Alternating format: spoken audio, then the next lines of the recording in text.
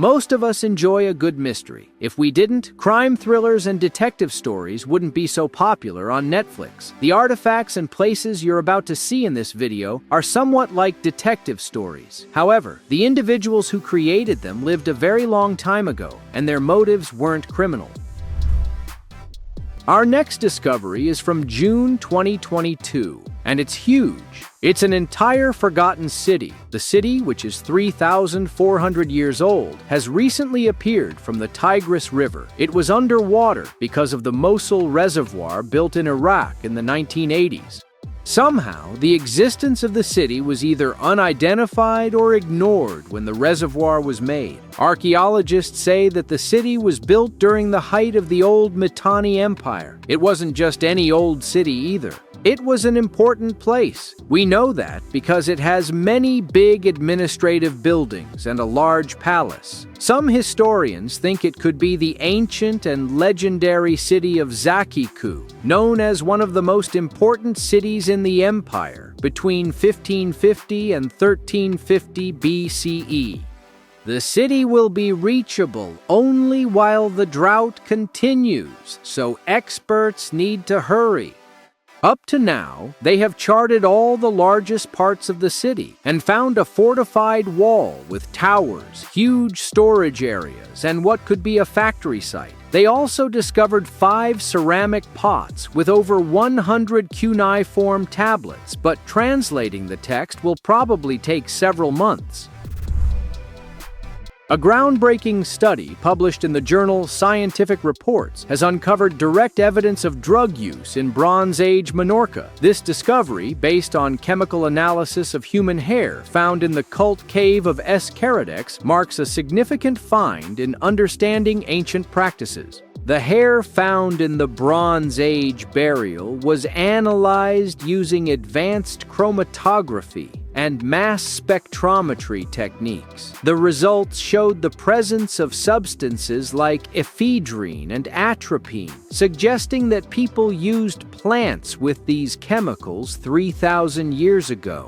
Minorca's local plants include mind-altering species such as Datura stramonium, Hyoscyamus albus, and Mandragora autumnalis, which have chemicals like atropine and scopolamine.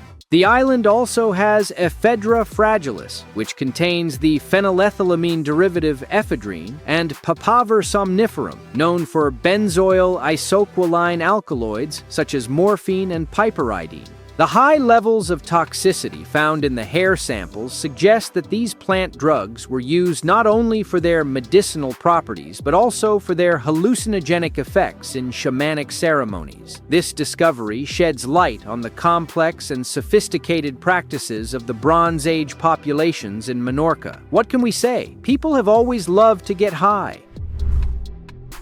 We are not sure if the Codex Gigas is a scientific enigma, a religious mystery, or maybe both. What we can definitely say is that it is the largest medieval manuscript in the world, with its origins and purpose wrapped in mystery and speculation. It's not just a long book, it's also physically massive at 3 feet high and containing over 600 pages, most of which are made of animal skins. To make things even more confusing, the main topic on those pages is Satan. If the stories about the Codex Gigas are true, the entire book was written by a single Benedictine monk working alone in the 13th century. It's said that the monk lost his mind and broke all of his vows, then created the whole manuscript in just one night. The handwriting seems to be from the same person, and the scary illustrations of the devil definitely support the idea that they were created by someone unwell. Realistically, it should have taken 10 years to finish. If you're interested, you can see it in person in a glass case in the King's Library in Stockholm, Sweden. Archaeologists have made an exciting discovery under Pembroke Castle in Wales, finding signs of ancient activity in Wogan's Cavern. This medieval fortress, built in the year 1093 when the Normans invaded Wales, has a fascinating history. It is also the birthplace of King Henry VII of England, who was born in the year 1457. Below the castle, there is Wogan's Cavern, a large natural cave formed by water eroding the limestone. The cave, which used to have a strong entrance that might have been a boathouse or a secret exit, has been thought to be used during the Old Stone Age and Middle Stone Age. This idea is now being proven by research paid for by the Natural History Museum and the British Cave Research Association. Despite changes during the Middle Ages and Victorian diggings, parts of the cave's sediment have stayed untouched for more than 10,000 years. The ongoing excavation has already uncovered interesting discoveries, such as the bones of large ancient animals like reindeer and woolly mammoths, along with limpets, shells, pigs, and deer. Dr. Dennis from the University of Aberdeen expressed excitement about the potential of the site, noting that much of the cave's archaeology remains unknown. In the heart of a barren mountain in Central Asia, archaeologists stumbled upon a discovery that seemed to defy the very logic of time. A massive gate carved directly into the rock, covered with detailed reliefs depicting scenes of battles, deities, and forgotten rituals. The precision of the carvings, still sharp despite centuries of erosion, suggested not only artistic mastery, but also a ritualistic or funerary purpose of extraordinary magnitude. Initial analyses indicated that the gate did not lead to any accessible physical space, being merely a sculpted facade, as if it were a symbolic threshold between worlds. Scholars compared it to Mesopotamian and Persian traditions, where sacred portals represented passages to eternity. However, the symbols present eluded any direct known reference, blending iconographies of different peoples, raising the hypothesis of cultural contacts not previously documented. The local population, upon witnessing the reappearance of this silent monument, spoke of a gate of spirits, guarded by invisible forces. Was this work a metaphor carved in stone about life and death, or evidence of a lost religion that believed in secret paths beyond matter? The enigma remains open, like the very gate that never opened. Burana Tower in Kyrgyzstan is all that remains of a once thriving city. Honestly, calling it a tower isn't quite right. It's more like the base of a minaret. The 25-foot-tall tower is located in the Chui Valley, not far from Bishkek, the capital city. It was once part of a large mosque which served the city of Balasagun. The city was established by the Karakhanids way back in the 800s, but hardly anything is left of it. There are some parts of the mausoleum and a couple of crumbling walls from ancient defenses, but other than that, it's just the Burana Tower. Instead of being invaded, Balasagun was ruined by numerous earthquakes. The people tried to reconstruct the city after every quake, but a particularly huge earthquake in the 15th century basically flattened all the structures and made the inhabitants abandon their efforts and relocate. Earthquakes still occur here now, and without maintenance, the Burana Tower might not endure much longer. Regarding the mystery of this situation, why is the door to the tower over 6 feet high with nothing to get you there? The Saqqara bird shouldn't really be such a big mystery. After all, it is just a small ancient Egyptian hand carving. What's so mysterious about that? The answer is that its design is ideal for flying. Throw this 2,200-year-old artifact from a mountaintop, and it would glide smoothly with the same aerodynamic efficiency as modern gliders. Even though the artifact has a bird's head, it resembles a plane more than a bird. The wings are flat, thin, and pointed without feathers. The tail is squared off. In the 1970s, some students made a larger version of the Saqqara bird, similar to a plane, and showed it could fly and glide without adjustments. If this had been created in the last 10 years, we wouldn't hesitate to call it a model airplane, but the ancient Egyptians had no airplanes to use as reference guides when making models. Could this have been a flying toy for children, or did the person who made this understand the basic principles of flight, even if they couldn't create a powered flying machine? Archaeologists in Croatia have discovered an important historical artifact. a Roman ship from the 1st century at the Barber's site by the Zadar River. This find comes after 6 years of hard work and research. The ship is in excellent condition, preserved by a layer of sand over many years, and it provides insight into ancient seafaring. The excavation uncovered a part of the ship that is around 10 by 30 feet. This discovery is a component of a wider research project on the ancient port of Barbier, which goes back to the 1st century and was a center for trade throughout the Mediterranean. Researchers examined a Roman pier's structure at the site, discovering 2 construction phases. The first, in the 1st century, was smaller. The second, in the 4th century, expanded it into a tongue shape. The site has yielded various artifacts, including 30 bronze coins and a board with a metal nail, indicating shipbuilding activities. The ship, initially thought to be from the 2nd century, has been redated to the 1st century, aligning with the construction of the port's first phase.